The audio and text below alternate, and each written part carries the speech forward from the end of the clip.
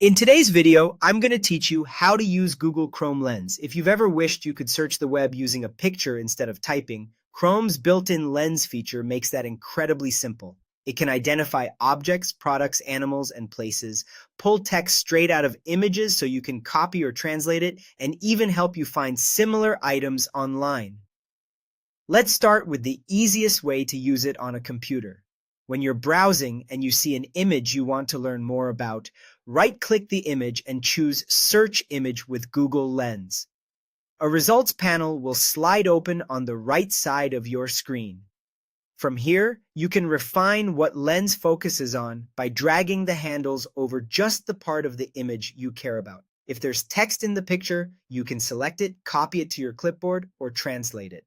You can also ask follow-up questions to dig deeper, like clarifying what you're looking for or narrowing down results. Another convenient option is through the address bar. Open a new tab or any web page and look for the small lens icon in the address bar. If you see it, click it. You'll be prompted to select an area of your screen or to upload an image. After you select the area or pick your file, the side panel appears with results. This is especially helpful when the thing you want to search isn't a standard image on the page, like a graphic or part of a video frame. Use the selection tool to zero in on the exact detail you need. You can also upload an image manually. Go to Google Images or open a new Chrome tab and look for the camera or lens icon. Click it, then either upload an image from your computer or paste a link to an image online. Lens will show visually similar matches, product listings, or related information that helps you identify and research what you're looking at. A few quick tips will help you get the best results. Lens is particularly strong with products, landmarks, text,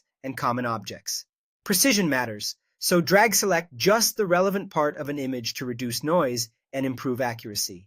And on most PCs, expect your results to open in a side panel rather than a new tab, which keeps your browsing context intact while you explore. That's all you need to start using Google Chrome Lens confidently.